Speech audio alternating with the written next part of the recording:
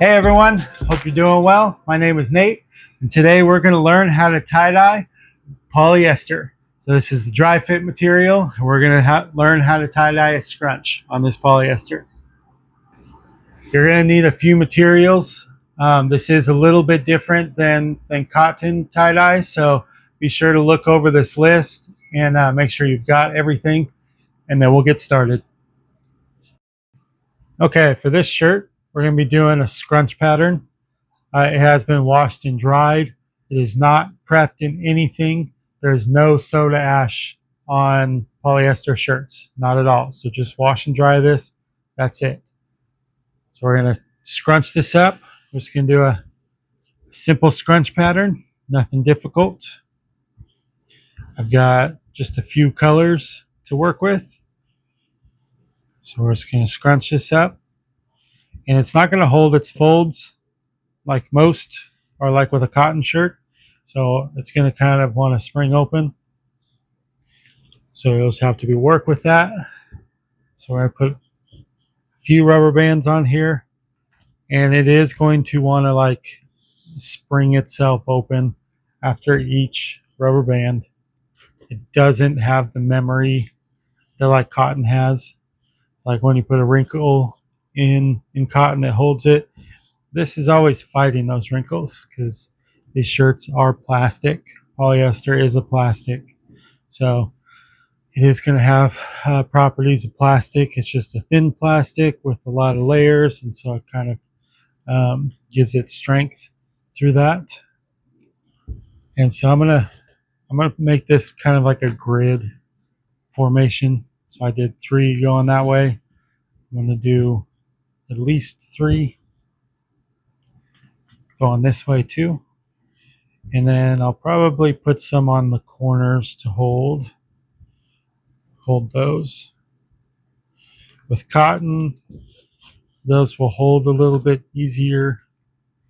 But with polyester, as you can see, I got all these little tails flapping here. Too many rubber bands and this can start to collapse on itself.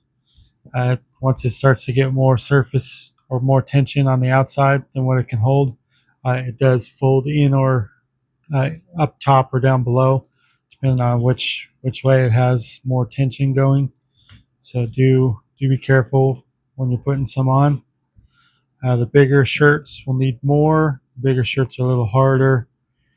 The short,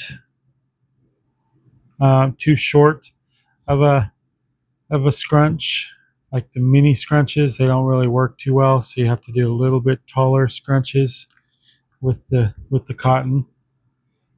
Okay, so here's our scrunch pattern. And so you can see you got a little bit sticking out, but we're all cool with that.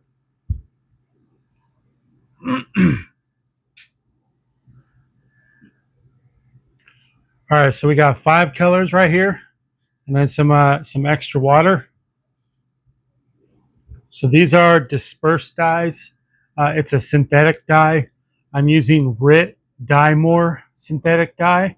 So if you use the RIT brand, make sure that it is the Dyemore Synthetic, not their all-purpose. They are not the same dye. It has to be the synthetic dye. So RIT Dyemore. There's also the Jacquard eye dye, poly dye. If you want to use that, that's a powder. This is already in liquid form, so this is good to go as is. It is concentrated though. This is meant for vat dyeing, but for tie-dye, for this, it works, but it is a little strong. And so for most of my colors, I do dilute them down. And so I'll show you how much I put in. And so this is a 4-ounce bottle. And so I'm going to put 2.5 ounces in this. So just a little more to halfway. So 2.5 ounces. And then the rest of it is going to be water. And so you'll still get great colors out of that. If you want to do like pastel colors, or if you want to save this dye, since these dyes, it's about, so I got these for $5 a bottle. It may be more where you live. It may cost a little less where you live. It varies from place to place, but you can get this at the store. And if you want to go a little bit farther with it, you can dilute down quite a bit, especially if you're trying to do pastel colors. But for the colors that we're trying to get, I went 2.5 ounces, and then I'm going to put, so this says 4 ounces, but these hold about 4.5 or so. And so it's going to be about 2.5 ounces to about 2 ounces. And that's just going to be for my colors. And so that one's orange. This one's the pink, the fuchsia pink. And then this is tropical teal, I believe is what that says over there. And then I already mixed my purple. And then for the black, so I'm going to cap all these real quick. So you don't want to leave this stuff open for too long. It could spill. I have definitely spilled before. Not a fun cleanup, especially if it gets in the carpet. I spilled a whole bunch of this stuff in the carpet many years ago. That took a very long time to clean. This stuff's kind of oily too, so even when you get all the color out, you still feel a little bit of oil. All right, so my black. So this is graphite. It's not technically black. I don't even know if they make a black. This is their darkest. So to get the darkest color out of this, I mean, even with black dye, so most black dye has a hint of another color or is kind of gray. And the way when we're dyeing cotton and stuff like that for regular tie dye, like that stuff, our black is heavily concentrated, and so this is the most concentrated it's going to get. So straight in as is. It is concentrated. We're not going to dilute the black down or the graphite down, and this is how we get our black dye. Okay, so now there's all of our colors. Now for the fun part. So we're going to do a gradient dye from one side to the other with our 4 colors. So we're going to take start with our first, some orange that's over here. So I'm going to start at the corner and get a pretty decent saturation here.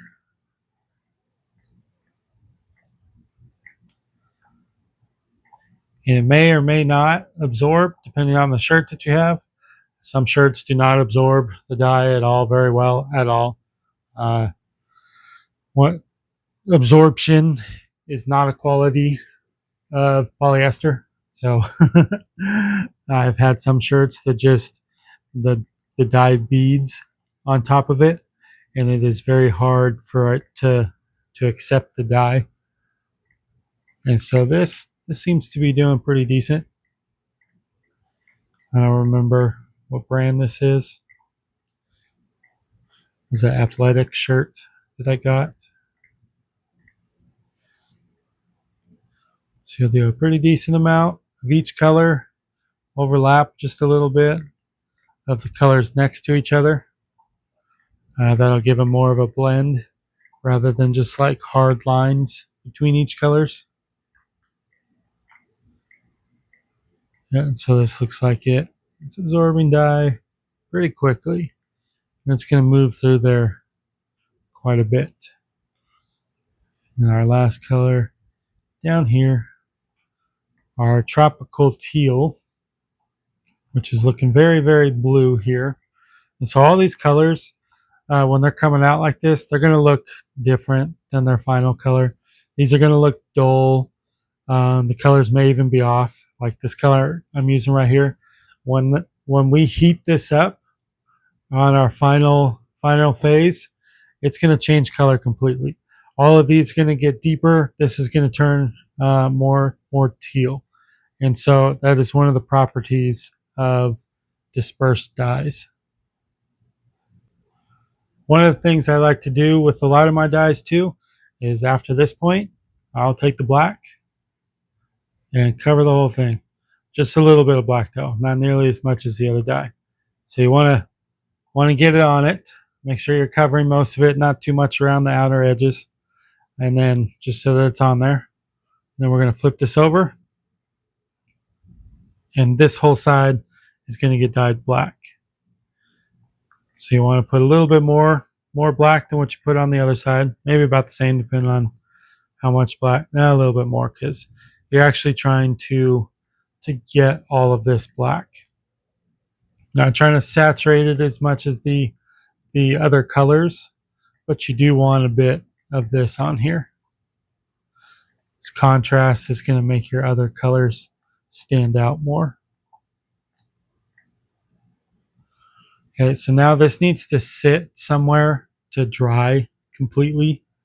So normally, like with cotton, you would let it batch, but this we want to dry out 100%. It needs to dry out completely. So there are a few different ways that you can dry your shirt out.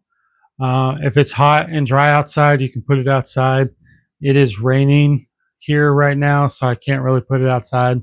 So I have this right here. It is a box. It's a Sterilite box with the hole cut out, and it has an old food dehydrator put in the bottom. I made this many years ago. This has worked fantastic for me. This gets about 130 degrees, and this I can put in for about a day, and it will dry my shirts out. So the important part right here is that your shirt gets completely dry. If it doesn't, the next step will not work properly. So you're going to want to do this. So it could take a few days. So put it somewhere warm, put it wherever the hottest place is, and make sure that you're not getting dye anywhere, but put it somewhere hot so that it can dry out. All right, this thing's all dried now. It's real crispy too. So we're going to take off all our rubber bands, and may have to work at them a little bit. This thing has held its shape completely. We're gonna have to like force it open and take these wrinkles out. So if yours is not crispy, awesome. But make sure that it is completely dry. No liquid. It cannot be damp at all. Nothing. Has to be 100% dry. Otherwise, the next step, you're gonna have some issues and you're gonna see it. Okay. So here, we're gonna take out all the folds, all the wrinkles. So we're gonna pull on this, try to straighten this out, give us some good stretch, because this thing is crispy. It's very crispy. We want this as flat as it can be. We're not going to get all the wrinkles out completely, but it is important that most of these wrinkles are pretty much out. With this being polyester, if you iron a wrinkle into it, that wrinkle is forever wrinkle.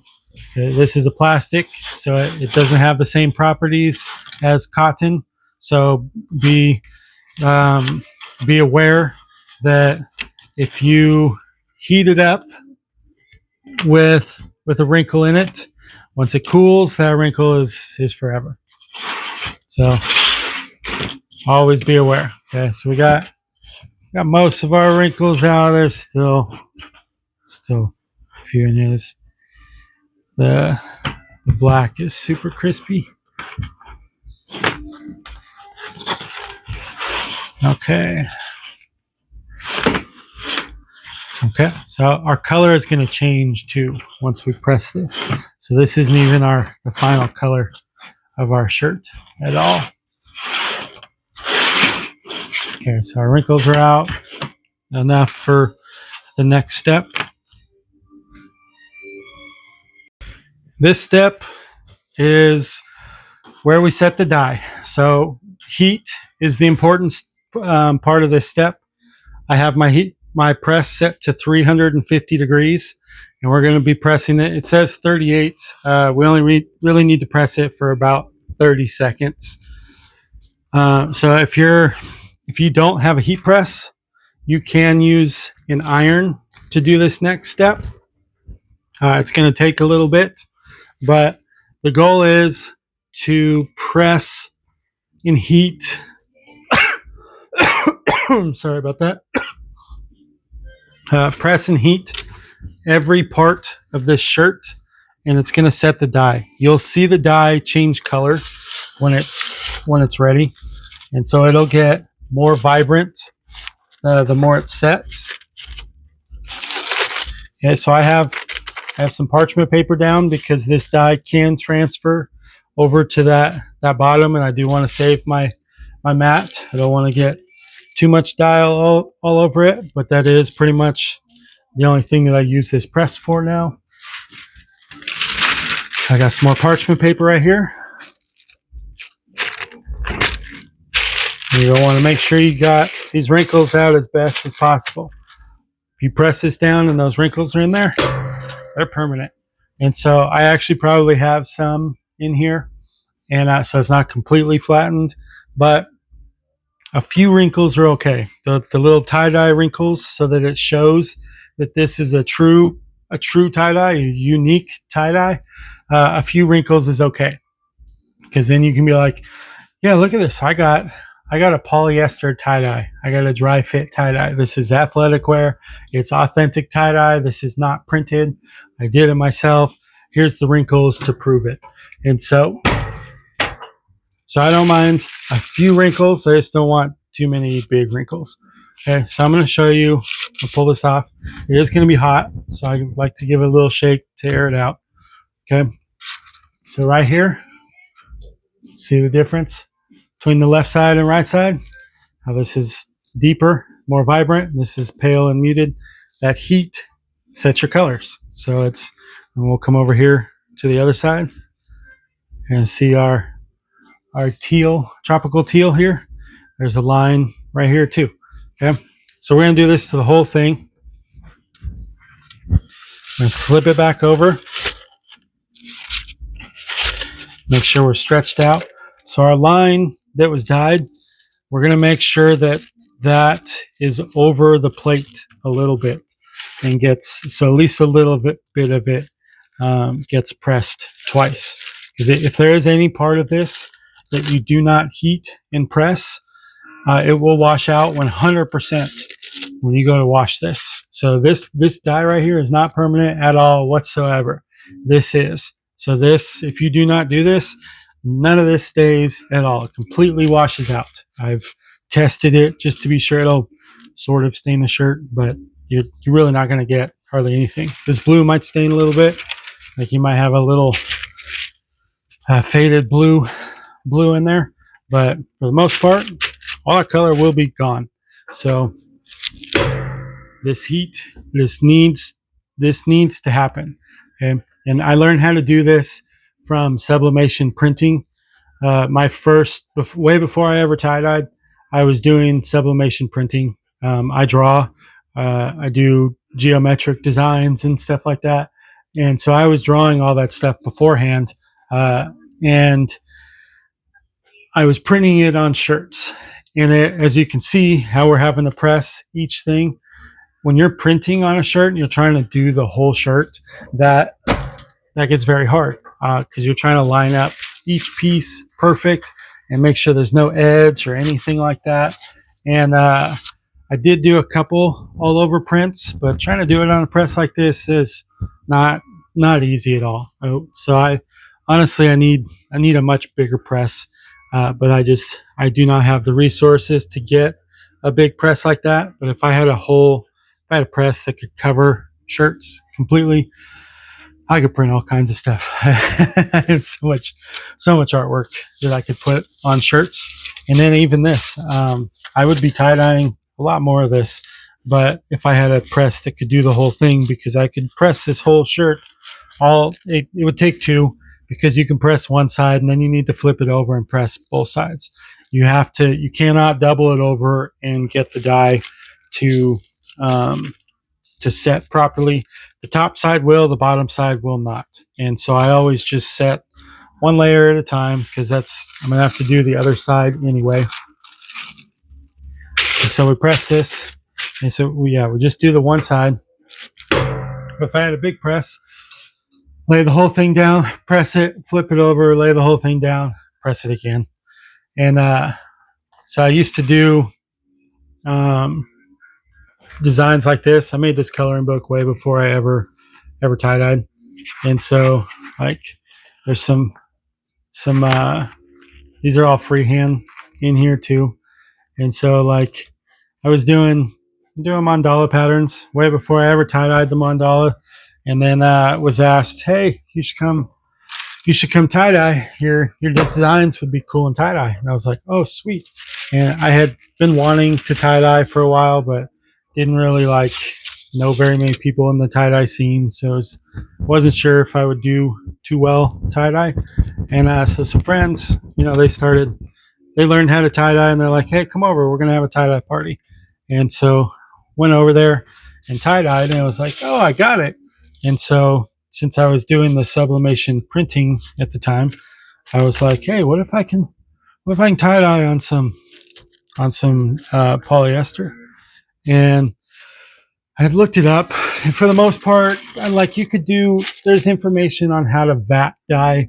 And I didn't want to vat dye because vat dyeing doesn't set vibrant colors. You get kind of mute, pale, pastel colors, and you're limited on the colors and stuff. And so I wanted to try this. I looked it up, couldn't really figure out anything about it. And so I was like, well, what if I just take the sublimation ink and put it on the shirt and press it? Like, what's going to happen? And so I did that, and it worked great. But I found out there were a few things that I needed to learn still. And so I took that, and then I went and did a little research trying to figure out like what is sublimation ink? What's it made out of? And so I went down that little rabbit hole trying to figure it out, because there's not really too much information on it. But I did happen to find out that sublimation ink is made out of Disperse dye.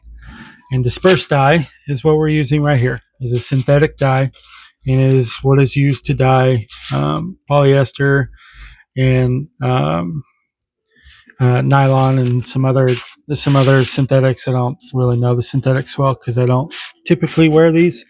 Most of the time I wear cotton, but for the longest time, I've been wearing polyester like this with it. So I live down in Texas, and it's hot, and I play disc golf, and disc golfers wear dry fit. And so I started making polyester dry fit tie-dyes. But this is a lot of work, as you can see.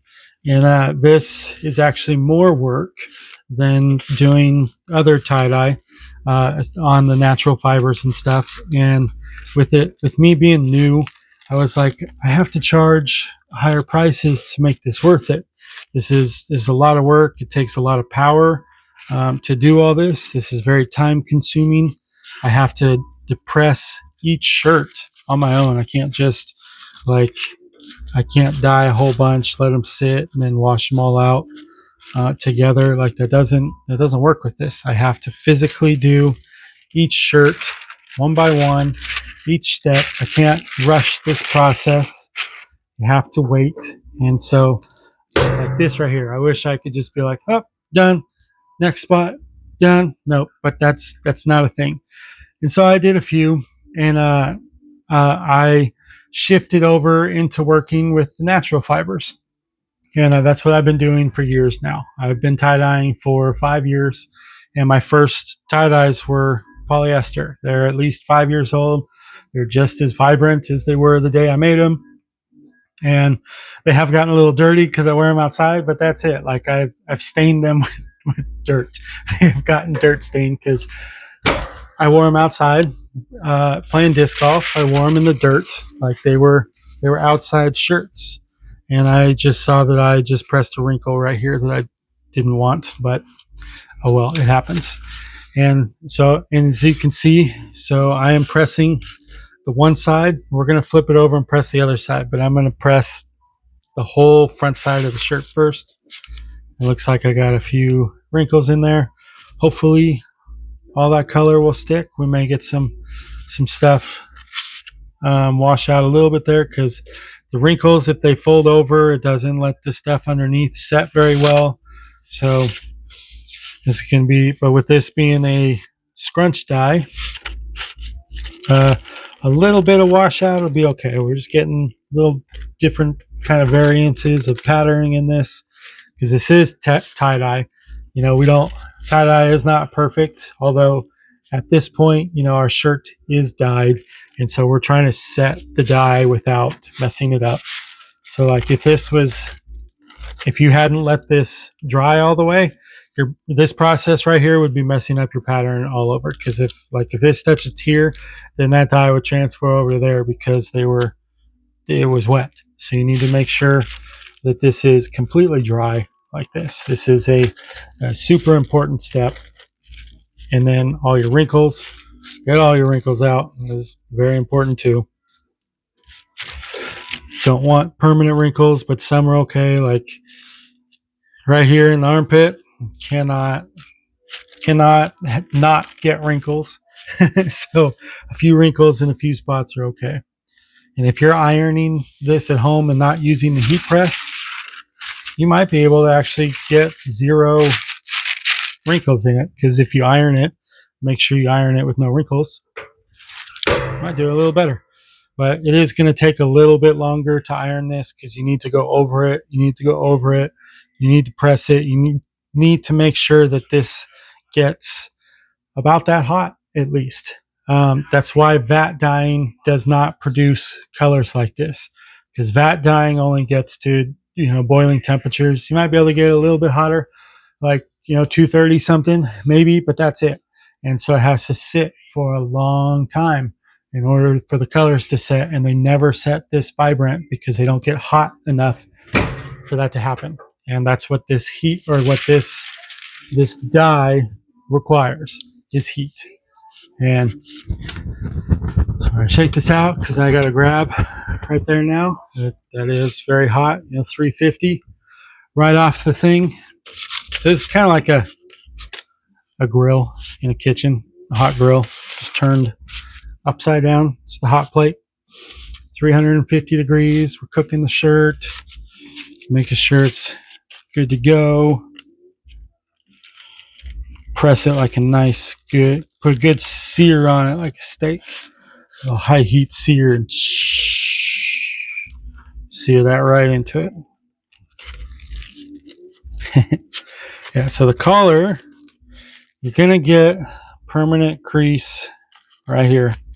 There's not, I mean, I don't know if there's really a way around that. Okay, press here. We're almost done with this side.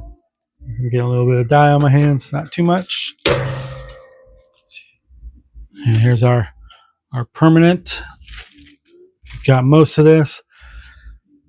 After we finish this side, we're going to flip it over and press the other side. We definitely 100% need to press both sides.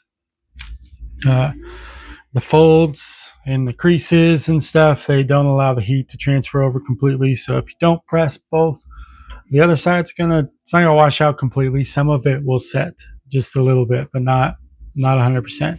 You'll see when we flip it over right here. Actually, we're gonna be flipping it over on the next one. I forgot. So we still got a little bit of the collar right there, not done. So always make sure you get it all of it. So anything you miss will wash out completely, and you don't want that to happen. All this work, you're like, why did I do all of that? And that little square, why is it a square? It doesn't even look like it goes with the pattern. It's just frustrating when that happens. So you don't want that to happen. Make sure you do this. So after this, we'll flip it over and you'll see the other side. The other side will be semi-set, not fully. definitely needs to set completely.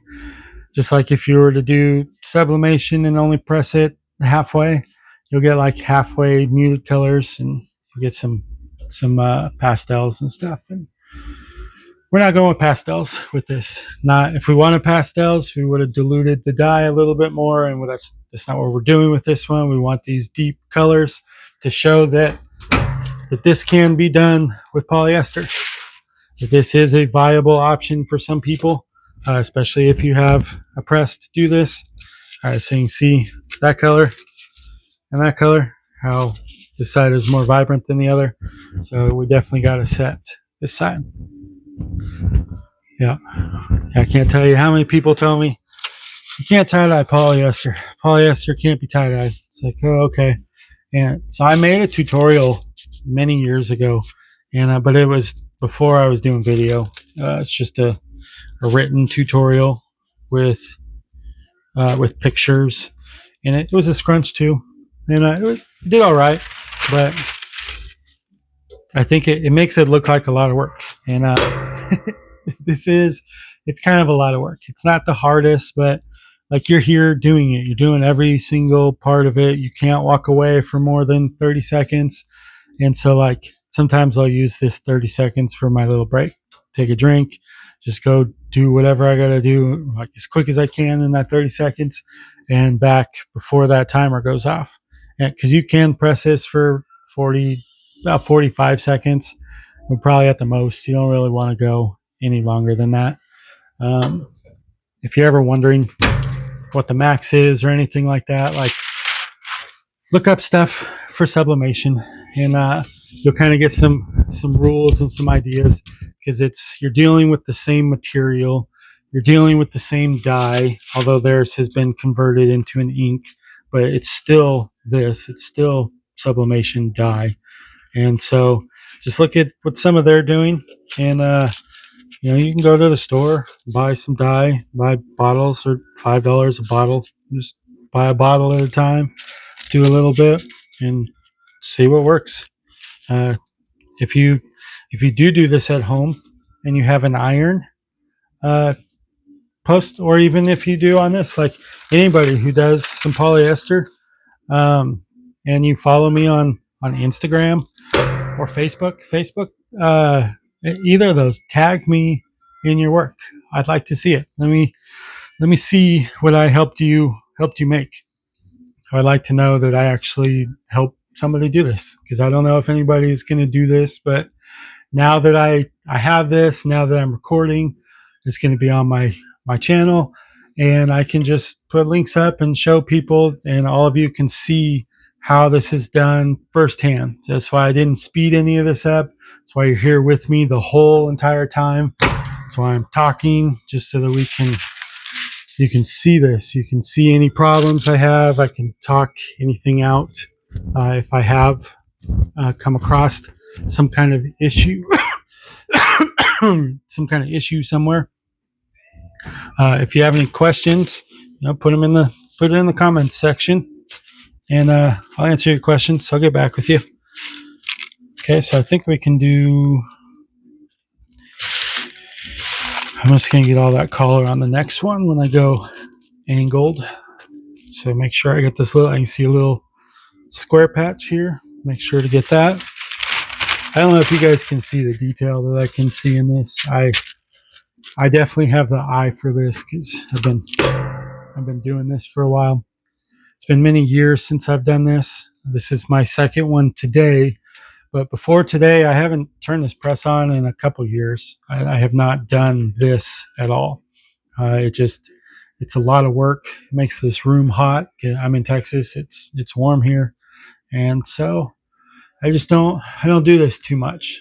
If I had a press that could do the whole shirt all at once, absolutely, I would do these not all day long, but I would make a whole bunch of these. I would have a whole line of handmade polyester dyes, just because I could. I know not everybody wants these, but there is absolutely a market for this, especially in the hot places down south, down here where I'm at in Texas. Anybody who's outside, any athlete, These shirts are great for sports, and so they're very lightweight. They're very strong. These actually don't tear very easily, and you might get a little dingy from your sweat if you don't wash it right away, because apparently our sweat is very similar in molecular structure as this, and the oils can work their way in and set in here if you don't wash them out, if they let sit for a while. So you need to make sure that you wash these pretty well. So this is going to be our last press with this, I think.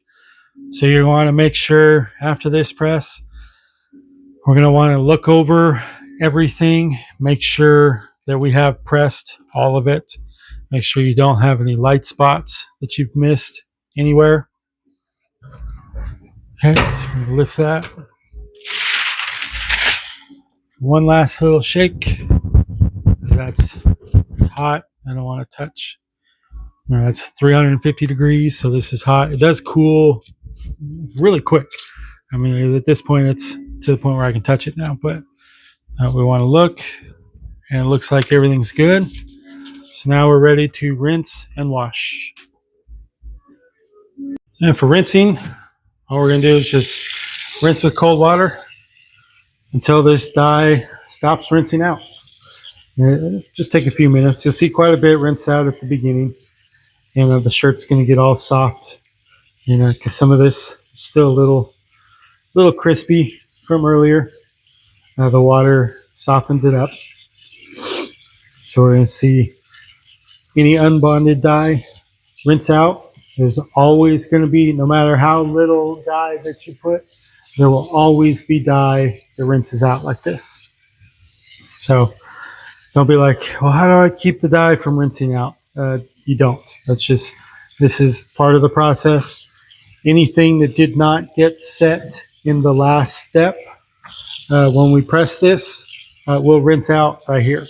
And so that pressing and making sure that you get every little bit of it is super important. If you don't do that, then it will wash out here. You do not want that to happen. And so you need to make sure to press every little bit of it in that last step. I'm going to squeeze out some of this dye, and then we're going to continue rinsing, because we want all the dye rinsed out. And then whatever's left is our color. So rinse out, rinse everything, rinse well. Still on cold water. Once we get most of this dye out, then we're going to move over to hot water. Hot releases more, just like when you're washing. And so the hot water, we're going to switch to hot water now. And we're going to rinse this until it's pretty much clear. So there's not going to be really any color coming off this once it's ready to go. Like with cotton, it's going to continue rinsing and continue rinsing and continue rinsing, and you won't be able to rinse it all out. But with this being polyester, polyester is not known for absorbing. It's not its known qualities. It is known for water wicking, and that's why it works well for athletic wear. And so you'll see, all of it will rinse out. So we don't need to soak this in soapy water like we do with cotton tie-dye. It's just this, just straight. We're rinsing. Once it looks like it's pretty much good to go. Looks like there's a little bit here, but as you can see, there's hardly anything coming out. There's like a little tiny bit of color, but that's about it. I'm gonna give this a squeeze, and then it's going in the washing machine. All right, so our shirt is washed and dried. So however you wash your clothes, this is fine to do for their final rinse. It's not going to wash any of the dye out. Anything that was not set in that last process is going to wash out no matter what you do. So that's Be sure that you've pressed everything before doing this. That's very important. And so we're going to go over this a little bit. You can see like here on the corner, because there's this seam that's in here. You know, not everything always dyes. So like you may have some lines over here on the side and like this, and that's where all of these come in. It's kind of a unique, I don't know, just a uniqueness for the polyester dye. It's typically on the edge, and that's because there is uneven pressure when it's set. And so if it's all the same, if the heat's the same, if everything's the same, then it'll be constant and your pattern will be the same all throughout. But since it's a little different, you know, you're gonna get these variances here, and that's what makes this like, I mean, I think it looks really cool. It's you're not gonna get this with cotton. It's only with the polyester like this. So, you know, like, and this is how that you know that this is a real tie-dye and not a print. And you can even look on the other side and see how there is dye on the other side. It's not as vibrant here as you can see, and it's because there's multiple layers of fabric here. And so when we set it with the press, it doesn't get that as well, because it's not quite as vibrant, or not quite as much heat goes through, and so it's just not quite going to set it as well. But you know, that's why we have this on the outside. We're working on the outside of the shirt, so we keep everything on the outside on this. If you have any questions, please be sure to leave them in the comments and I'll get back with you. This is kind of a different technique, so I don't really know any other tie-dyers that do this. And so there are a few different ways for this to work, just as long as you're applying the heat to get this to work. So if you do watch this and decide to make your own polyester tie-dye, I would love to see your work. So if you follow me on Instagram or Facebook, go ahead, give me a tag. I would love to see whatever you make. And so I want to see what kind of dyes are out there. So please be sure to give me a like and subscribe if you want to see more videos. My name is Nate. Thank you for watching.